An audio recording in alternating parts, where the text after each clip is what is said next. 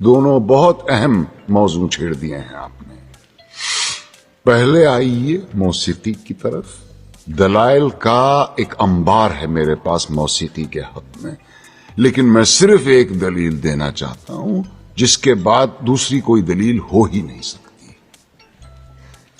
آپ یہ بتائیے کہ آج تک دنیا میں پیغمبر کتنے اتارے گئے؟ جی 1,24,000. اور ان 1,24,000 میں سے کتابیں کتنوں پہ نازل ہوئیں؟ جی صرف 4 پر. گویا یہ تو طے ہو گیا کہ یہ 4 باقی 1,23,996 پیغمبروں سے زیادہ برگزیدہ ہیں. بے شک. ان 4 کو اللہ نے معجزے عطا کیے. حضور کا سب سے بڑا معجزہ قرآن شریف. موسیٰ کو اس قابل بنایا کہ وہ لاٹھی سے دریا کے 2 ٹکڑے کر دے. عیسیٰ کو یہ طاقت دی کہ وہ مردے کو دوبارہ زندہ کر دے. اور داؤد کو کیا دیا؟ موسیقی.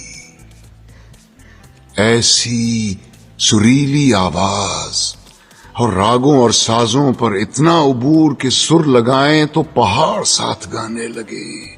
دنیا جہان کے پرندے مدہوش ہو کے آواز کی جانب کھنچے چلے آئیں. زبور اٹھا کے دیکھیے، یہ تک لکھا ہے کہ کن راگوں سے اور کن سازوں پہ گا کے حضرت داؤد السلام نے خدا کی حمد و ثنا کی. کیا یہ ممکن ہے کہ خداوند کریم اپنی تعریف سننے کے لیے ایک حرام چیز کا انتخاب کرے اور اپنے ایک برگزیدہ پیغمبر کو حرام چیز معجزے میں دے؟ کیا یہ ممکن ہے کہ نبی کریم صلی اللہ علیہ وسلم موسیقی کو حرام بھی سمجھیں اور حضرت عائشہ رضی اللہ عنہا سے یہ بھی پوچھیں کہ برات جس قبیلے میں گئی ہے وہ انصار ہیں اور انصار موسیقی کے بہت رسیا ہوتے ہیں، کیا تم نے برات کے ساتھ کچھ گانے والیاں بھی بھیجی ہیں یا نہیں؟ کیا یہ ممکن ہے کہ وہ موسیقی کو حرام بھی سمجھیں اور ابو موسیٰ اشعری کی قرت سے خوش ہو کر اس سے یہ بھی کہیں کہ لگتا ہے تمہارے گلے میں تو داؤد کا ساز رکھ دیا گیا ہو؟ اب آئیے حلیے کی طرف. آج دیکھیں نا، مذہب کے ان چیزوں کو فالو کیا جاتا ہے جن کا تعلق انٹرٹینمنٹ سے ہے. مذہب کے نام پہ قوالیاں ہو رہی ہیں، ناچ رہے ہیں، ڈھم ڈھم. نبی کی محبت میں کیا کر رہے ہیں؟ آپ مزاروں میں جا کے دیکھیں، قوال بیٹھا ہوگا منہ میں پان رکھ کے، بڑے بڑے سے بال ہوں گے اور وہ جھوم رہا ہوگا ڈھم ڈھما ڈھم ڈھما، ادھر ناچ گانے چل رہے ہوں گے. گناہ بھی ہو رہا ہے اور لیبل کیا لگایا جا رہا ہے؟ نبی کی. بولو بھائی، تو یہ بھی دین کو کھیل. اور اس کے لیے پیغمبروں کو اللہ نے بھیجا ہے. ان چرسیوں کے لیے بھیجا اللہ نے پیغمبروں کو، ان چیزوں کو پروموٹ. بھنگ پی کے اور چرس پی کے لگے ہوئے ہیں سارے اور دھمال آ رہا ہے.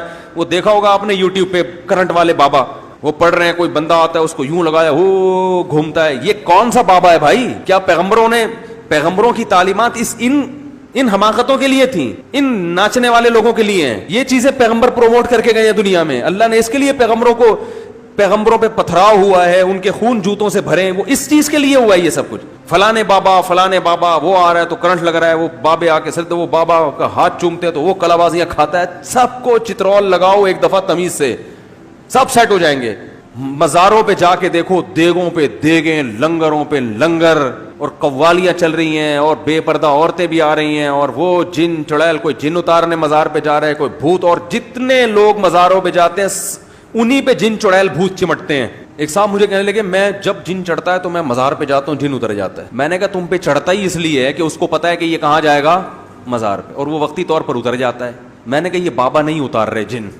کہہ رہے کیوں؟ بلکہ ایک صاحب کا تو فون آیا، ان کو فالج ہوا تھا بیچاروں کو، اللہ ان کو شفا عطا فرمائے. آدھا دھڑ ان کا مفلوج، علاج کر کر کے تھک گئے. تو ان کو کسی نے بتایا کہ فلاں مزار پہ جانا تو وہ وہاں سے تمہارا دھڑ ٹھیک ہو جائے گا. میں نے کہا دیکھو، وہ جو بھی بابا تھے، جو بھی نیک آدمی ہوں گے، اللہ ان کی مغفرت فرمائے، جب ان کا انتقال ہوا تھا تو ان کے دونوں دھڑ کیا ہو گئے تھے؟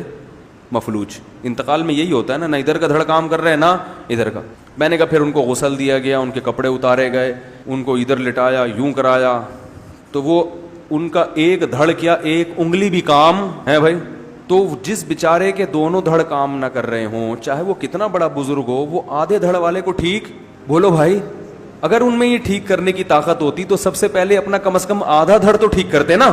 کمال ہے جس کا آدھا دھڑ خراب ہے وہ ایسے کے پاس جا رہا ہے جس کے دونوں دھڑ کام, دھڑ سمجھتے ہیں نا آدھا پورشن جس باڈی کا. تو ان کی سمجھ میں آیا الحمدللہ وہ حاجات پوری کروانے کے لیے مزار نہیں ہیں, اس کے لیے مسجدیں ہیں, اللہ کے گھر ہیں.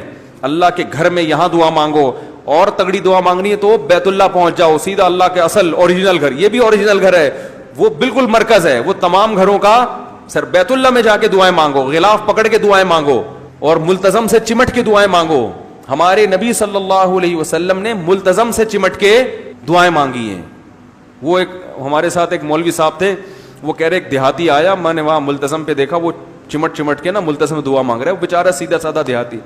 پھر مجھے آ کے بتا رہا, کہہ رہے آج تو ہم نے اللہ کا گریبان پکڑ کے دعا مانگی ہے, آج تو ہم نے اللہ کا گریبان پکڑ کے بولا ہے کہ میرا یہ کام کر دے. وہ سیدھا سادہ آدمی تھا بیچارہ, اس کو نہیں پتا. جیسے ہم بالکل کسی کا گریبان پکڑ لیتے نا, بھائی یہ کام کر, کہہ رہے آج تو ہم نے اللہ کا گریبان پکڑ کے بولا ہے کہ اللہ میرا یہ کام کر دے. تو وہ بیچارے کی اپنی تعبیر تھی, کوئی ہوتا تو فوراً گستاخ کا فتویٰ لگا دیتا اس کے اوپر. وہ جیسی اس سیدھا دیہاتی ویسی اس کی زبان, جو اس کے جذبات تھے وہ اسی الفاظ میں اس نے اس کو بتایا. تو حقیقت یہی ہے کہ جو ملتزم پہ کھڑے ہو کر جب بیت اللہ کی چادر کو پکڑ کے اور رخسار وہاں رکھ کے دعا مانگتے ہیں تو یہ ایسے ہے جیسے اللہ سے لپٹ کے دعا مانگ. تو یہ ہے مسجد میں آؤ, گھر میں رات کو اٹھ کے اللہ سے دعا مانگو.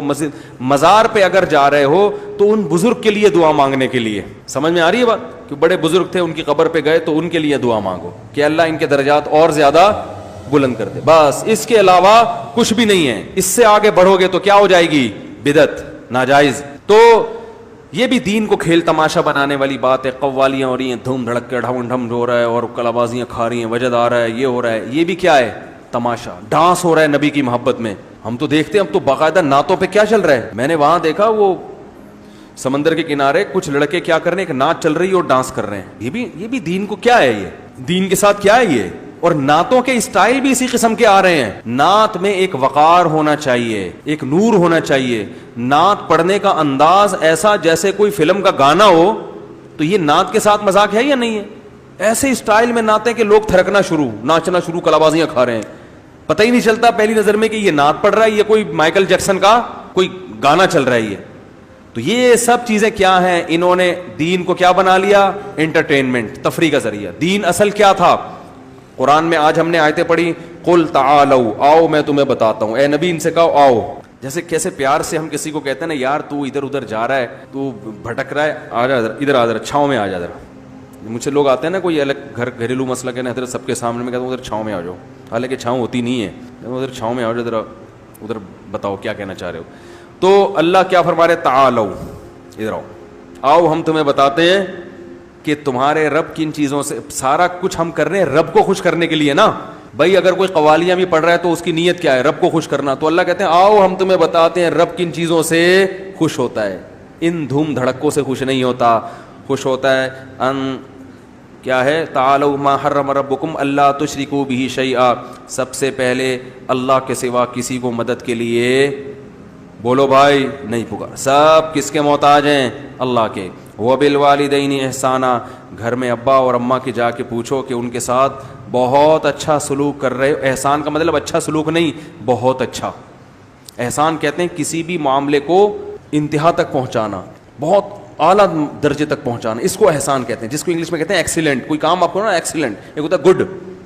گڈ کا مطلب اچھا کیا آپ نے, ایکسیلنٹ کا مطلب ہٹو بچوں. تو ماں باپ کے ساتھ ایسا سلوک ہو کہ والدین کہیں بھائی بول لو نا ہٹو بچوں, یہ ہمارا بچہ ایسا ہے, بچوں باقی سارے, یہ ہے کیا احسان. وبالوالدین احسانا ولا تقتلوا اولادکم من املاق.